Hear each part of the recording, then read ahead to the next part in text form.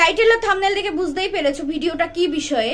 না কোনো controversy video নয়, এখানে একটা মেয়ের বিচার চেয়ে আরেকজন মেয়ে কিছু কথা না বললেই নয়। কয়েকদিন ধরে নিউজ চ্যানেলে খবর পাচ্ছ আমাদের আরজি করের ঘটনা। সেখানে আমি তার নাম নিচ্ছি না, তার নাম অভয়া বলেই যেমন নিউজ চ্যানেলে দেখানো হচ্ছে, আমি তার নামই নিচ্ছি, অভয়া। তার বিচার আমরা সবাই চাই। শুধু এখানে আমরা মেয়েরা নই, পুরুষ নারী নির্বিশেষে সকলে সোচ্চার হোক যে এর বিচার যেন আমরা চাই। আমরা আর কোনো নির্ভয়াকে দেখতে চাই না, যেখানে 11 বছর ধরে ঝুলতে রয়েছে, ডেটের পর ডেট যাচ্ছে, যে কোনো রকম বিচার হচ্ছে না, সেটা আমরা দেখতে চাই না। যে প্রতিবাদ হয়েছে সেই প্রতিবাদ যেন সোচ্চার থাকে যতক্ষণ না অবধি যারা যারা এই বিষয়ে দোষী আছে তাদের যতক্ষণ শাস্তি না হচ্ছে, এবং সেই শাস্তি এতটা নির্মম ভাবে হবে এবং স্বচক্ষে সবাই দেখবে সেই শাস্তি, যাতে তাদের গা শিউরে ওঠে। আর কোনো অভয়া যেন আমাদের রাজ্যে, কেন আমাদের দেশে, পৃথিবীতে না হয়। আর কোনো অভয়া যেন এইভাবে নিজের জীবন ত্যাগ করতে না হয়। আমরা ভগবানকে কখনো চোখে দেখিনি, কিন্তু আমাদের কাছে সাক্ষাৎ ভগবান কিন্তু আমাদের ডাক্তার বাবুরা, তাই তো। আরজি কর হসপিটালে আমি নিজে ভুক্তভোগী। বাবান যখন হয়েছিল তখন আমাদের বনগা থেকে আরজি করে ট্রান্সফার করেছিল আমাকে। আমার খুব খারাপ অবস্থা ছিল, হাই প্রেশার হয়ে গেছিল, 6টা করে প্রেশারের ওষুধ খাচ্ছিলাম, তো এতটাই হাই প্রেশার হয়ে গেছিল। তো সেখানে আমাদের বনগা থেকে আমাকে আরজি করে ট্রান্সফার করে, সেখানে নিয়ে গেলে ওখানে প্রায় ওরা তো সবাই টিম হিসাবে কাজ করে। হেড ডাক্তারবাবুর সাথে যারা জুনিয়র ডাক্তার আছে, যারা স্টুডেন্ট আছে, তারাও কিন্তু তাদের সাথে সাথে রাউন্ডে যায়। তো সেখানে আমাকে কিভাবে তারা কি বলবো বাঁচিয়ে তুলেছিল, তখন আমার কাছে ভগবান সেই ডাক্তারবাবুই ছিল। তো আমার মানে কি বলবো, খুবই খারাপ অবস্থা ছিল আমার। হাই প্রেশার হয়ে নাক মুখ দিয়ে ব্লিডিং হয়ে খিচুড়ি হয়ে গেছিল, মানে এক্লেমশিয়া হয়ে গেছিল। তো এখন আরো এই এক্লেমশিয়ার উপরে পড়াশুনো করেছে, এখন আরো উন্নত প্রযুক্তির মাধ্যমে এবং উন্নতভাবে সেটাকে হ্যান্ডেল করা হয়, কিন্তু সেটাকে যাতে ওভারকাম করতে পারে পেশেন্ট, সেটা হয়েছিল।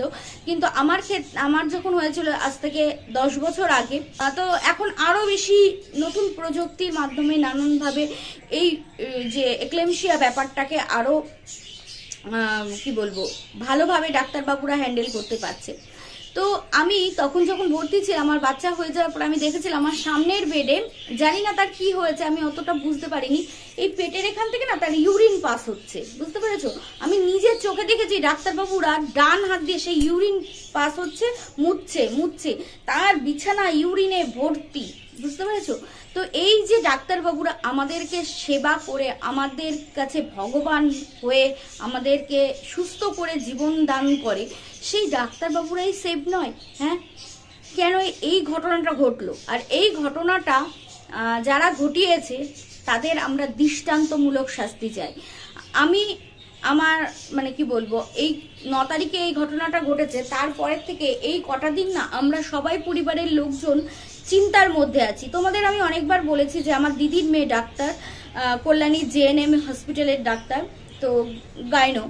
তো সেখানে আমি আমার দিদির মেয়েকে পুকুলি বলে রাখি। তো আমি রীতিমতো চিন্তাই রয়েছে যে পুকুলিকে নিয়ে। আর ও এমন একজন কি বলবো দায়িত্বশীল ডাক্তারবাবু হয়েছে না, কি বলবো, আমার বলতেও গায়ে কাটা দিচ্ছে।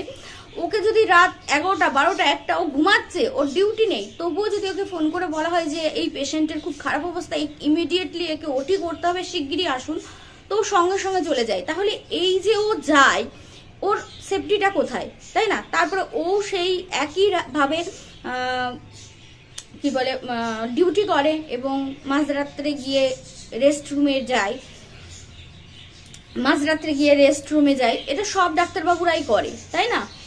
তো পেশেন্ট সবাই স্থিতিশীল আছে, সব পেশেন্ট ঘুমাচ্ছে, তখন ডাক্তারবাবু বসে বসে কি করবে? উনি রেস্ট রুমেই যাবে। তো পুকুলিও সেটাই যায়।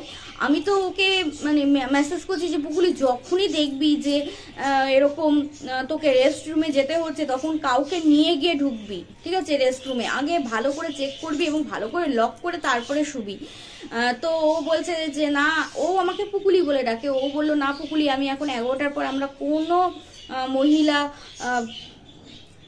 ডাক্তারবাবু এখন থাকছি না। এই যে জুনিয়র ডাক্তার থেকে সিনিয়র ডাক্তার সবাই যে এই কর্মবিরতি নিয়েছে, এতে কত পেশেন্টের অসুবিধা হবে।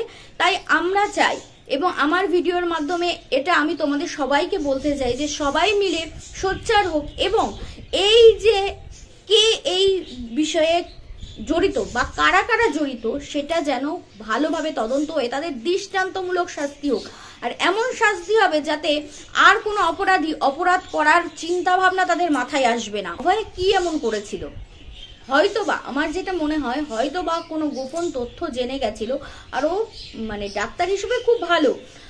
এই যে কল্যাণীর জেএনএম হসপিটালে যেখানে হচ্ছে আমার বঞ্জি ডাক্তার, ওর যে সিনিয়র ডক্টর যে প্রফেসর, তার সাথে এই অভয়ের বিয়ে ঠিক হয়েছিল। তো আমি সেখান থেকেই জানতে পারি আর কি। তো যেটা বলছিলাম, এত দৃষ্টান্তমূলক শাস্তি হোক যাতে কোনো অপরাধী আবার পুনরায় অপরাধ করার আগে যাতে ভাবে, আর কোনো মানে ডেটের পর ডেট এরকম যেন কোনো অপরাধীর ছাড়া না পায়। বুঝতে পেরেছো? ডেটের পর ডেট যাচ্ছে, বছরের পর বছর যাচ্ছে, কিন্তু অপরাধীর শাস্তি হচ্ছে না। কিন্তু এই অপরাধের শাস্তি চাই। এই আমরা কোন সমাজে বাস করছি? হ্যাঁ, একটা ডাক্তারবাবু সে সেফ নয়। এই গতকালকেই বোধহয় না গত পরশু একটা ফেসবুক পেজে দেখলাম যেখানে হচ্ছে একজন বয়স্ক ভদ্রলোক বলতেও বাজছে, সে বলছে যে তোমরা ছোট ছোট ড্রেস পরে রাস্তাঘাটে ঘুরে বেড়াবে আর হচ্ছে ধর্ষণ হলেই দোষ। বা বা বা বা বা বা বা বা ভাগ্যিস ইনি ডিউটিরত ছিলেন, এই ডাক্তারবাবু ডিউটিরত ছিল এই অভয়া। তাহলে একে কি বলে আপনি কি বিচার করছেন? ও কি খারাপ ড্রেস পরেছিল? তো পোস্টমর্টম রিপোর্টে জানা গেছে যে আগে ধর্ষণ করা হয়েছে এবং একজন না একাধিক জন, কারণ 150 মিলির মতো তার শরীরের যে গোপনাঙ্গ থেকে তার হচ্ছে শুক্রাণু পাওয়া গেছে। বুঝতে পেরেছো? তার মানে একজন না, এখানে অনেকজন এবং অনেকবার তাকে ধর্ষণ করা হয়েছে। ধর্ষণ করার পরেও তাকে নৃশংসভাবে শ্বাসরোধ করা হয়েছে, করে তাকে মারা হয়েছে। তো সেখানে আমি এই কলকাতা পুলিশকে কাছে জানতে চাই, এত জায়গায় ক্ষত চিহ্ন পেয়েও কি করে এই বিষয়টাকে আত্মহত্যা বলা হলো, আর বডিটাকে এত তাড়াতাড়ি দাহ করার জন্য কেন এত তৎপর ছিল? এই যে বিষয়টা, এই বিষয়টার উপরে প্রচুর বড় বড় মাথা আছে। বুঝতে পারছো? বড় বড় মাথা আছে, যে কান টানলে মাথা আসে না, এরকম কানটাকে ধরে টেনে রাখতে হবে। আজকে আমাদের বনগাঁতে নীল দর্পণের থেকে একটা মিছিল আছে রাত্রিবেলা। তো আশা রাখছি সবকিছু ঠিকঠাক থাকলে আমিও যাব বর্মশাইয়ের সাথে। তো তোমাদের যাদের যাদের ওখানে মিছিল হচ্ছে, যেভাবে এই বিরোধিতা মানে এর বিরুদ্ধে তোমরা যেভাবে পারো লড়াই করে যাও।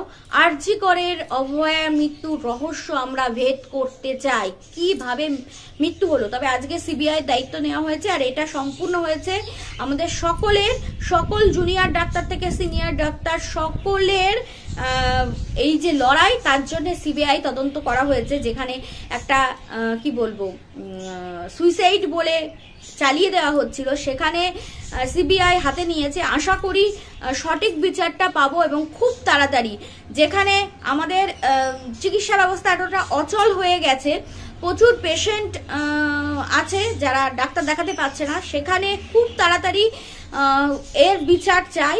এবং যাদের যাদের ওখানে আজ মোমবাতি মিছিল আছে সবাই একসাথে যেও এবং সবাই হচ্ছে একসাথে জোটবদ্ধ হয়ে অভয় মৃত্যু রহস্য ভেদ করতে চাই আমরা, এবং দৃষ্টান্তমূলক শাস্তি চাই। আমরা মেয়েরা সত্যিই কি স্বাধীন হতে পেরেছি? হ্যাঁ সত্যি মানে কি বলবো, কি অপরাধ ছিল অভয়া।